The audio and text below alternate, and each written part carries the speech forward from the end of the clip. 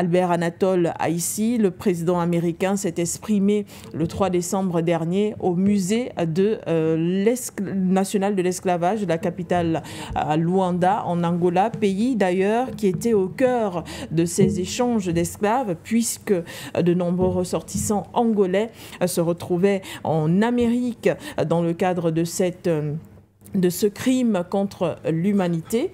Une réaction de Joe Biden qui porte peut-être à interrogation, mais qui nous mènera certainement, Albert Anatole Haïssi, à pourquoi l'Angola, déjà pour démarrer, lors de cette visite africaine, cette visite américaine sur le territoire africain, en fin de mandat de Joe Biden. Mais écoutez, le contexte est là. Il y a un double contexte. Le premier contexte, c'est géopolitique. Il est mieux vaut tard que jamais. Mais ce qui est plus important, c'est le contexte dans lequel intervient cette déclaration de M. Biden. Oui. Il est bien allé en Angola faire du business.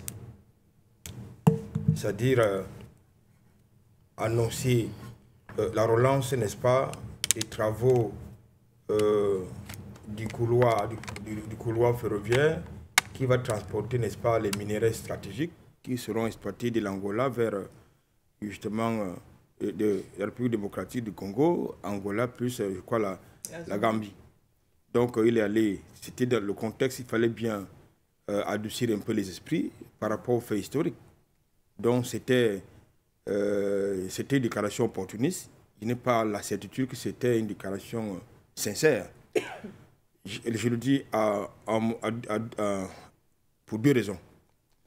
Vous ne pouvez pas, en territoire angolais, faire une sorte de confession de ce que vous appelez une erreur.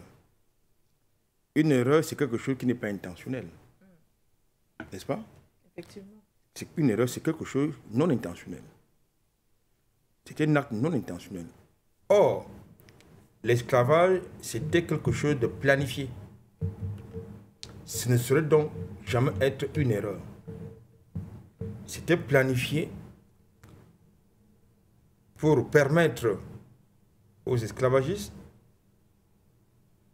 d'avoir des bras vigoureux pour aller travailler dans les champs, dans les plantations de canne à sucre, construire des chemins de fer, construire des maisons, en tout cas, effectuer ou réaliser les travaux les plus difficiles. C'était ça, le rôle des esclaves. Quelque chose qui a fait plusieurs siècles ne peut pas être une erreur. Et c'était entretenu par, non seulement les États américains et les États américains et européens, mais ils ont même associé dans cette affaire l'Église. Et quand vous associez l'Église dans une affaire, ça ne peut plus être une erreur. La même erreur ne peut pas se répéter au XXIe siècle. C'était une erreur. Je crois que Haïti est là pour nous parler. La Guadeloupe est là. La Nouvelle-Calédonie est là. Qui, du point de vue des Nations Unies, est un territoire non autonome.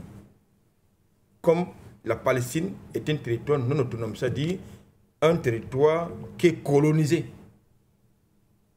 Et les États-Unis de Biden, puisqu'il est encore là comme président, soutiennent la colonisation israélienne en territoire palestinien. Les États-Unis de Biden soutiennent et financent les gangs du côté de Haïti. Donc, et à Haïti, vous avez un peuple qui est esclavagisé, qui paye une dette coloniale.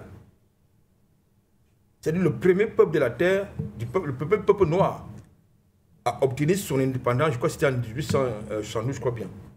C'est le premier peuple noir à obtenir son indépendance, sa souveraineté, mais qui en 2024 n'est jamais sorti, n'est-ce pas, des fourches codines de l'asservissement. Ça ne peut donc pas être ça. Donc, il s'agit, c'est une communication inopportune. Oui, c'était pas une erreur. C'est trop facile de dire que l'esclavage c'était une erreur pour ne pas avoir, pour se faire bonne conscience. Non, c'était pas une erreur. Du tout. Si l'esclavage était une erreur, je crois que les États-Unis seraient au-devant de ces pays-là qui se mobilisent, qui mettent tout en œuvre pour qu'il n'y ait plus de territoire non autonome sur, n'est-ce pas, sur la planète Terre. Mais il existe des territoires non autonomes, c'est-à-dire qui n'ont pas d'indépendance, qui n'ont pas de souveraineté, dont les peuples n'ont aucune souveraineté, dont les peuples ne sont pas indépendants. Sur le continent africain, il y a plusieurs pays qui ne sont pas indépendants, mais qui sont indépendants sur le papier, mais dans les faits, ce n'est pas le cas. Le Cameroun est-il indépendant? Je ne pense pas. Le Gabon, c'était un territoire indépendant, c'était un peu indépendant, je n'ai pas la certitude. Parce que vous avez une puissance autoproclamée, oui, qui a son empire colonial qui lui permet d'avoir une place de membre permanent avec droit de veto au Conseil de sécurité des Nations Unies. Ça s'appelle la France. Comment en 2024, il peut avoir au Conseil de sécurité un membre qui a encore un empire colonial, qui a des néocolonies, qui a des colonies de peuplement du côté de la Nouvelle-Calédonie, du côté, n'est-ce pas, de l'île de la Réunion, de Guadeloupe, de Martinique, de Mayotte. Mais il me semble que la Charte des Nations Unies, justement, proscrit, n'est-ce pas, proscrit cela, c'est-à-dire que pour être membre à l'ONU, il ne faut pas être un colonisateur. Mais il me semble donc que la France c'est un État colon, si vous voulez. C'est un État colonisateur. Et c'est important d'évacuer rapidement ces narratifs-là qui consistent à absoudre sa conscience et crime, non. Je crois que depuis que Biden est arrivé à la Maison-Blanche, les affaires ont repris dans le monde. Ce n'est pas du chaos. En Ukraine, au Moyen-Orient et ailleurs, sur le continent africain. Donc, on ne peut pas donc pas croire en seul temps qu'il soit sérieux, M. Joe Biden. M. Attan l'a indiqué tout à l'heure. C'est un crime humain. La colonisation, la traite nucléaire, ce sont des crimes humains qui doivent être traités comme tels. Et que ce soit les responsables, les co-responsables ou les descendants des auteurs de ces crimes, ils doivent répondre devant l'histoire et devant les juridictions internationales. Et je crois que c'est aussi simple que ça. Mais pourquoi est-ce que M. Joe Biden freine des quatre fers lorsque la CPI émet des mandats d'arrêt internationaux à M. Benjamin Netanyahu et à son ancien ministre de la Défense? Eux qui sont accusés par cette institution judiciaire internationale de crimes de guerre. Je crois que s'il était sérieux, Joe Biden ne trouverait pas inacceptable que la CPI émette des mandats d'arrêt internationaux contre M. Benjamin Netanyahu, qu'il soutient.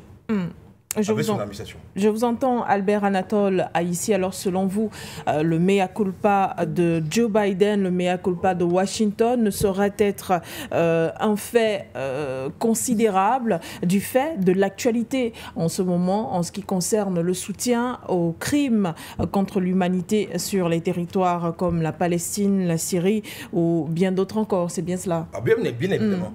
Parce que lorsqu'il dit que c'était une erreur, quand vous reconnaissez une erreur, elle ne doit pas être répétitive. Vous reconnaissez une erreur, vous faites l'effort de ne plus commettre la même erreur. Or, vous constatez donc que Washington, et plus précisément l'administration de Joe Biden, est dans la répétition des mêmes erreurs historiques. Ce qu'il dit est factuel.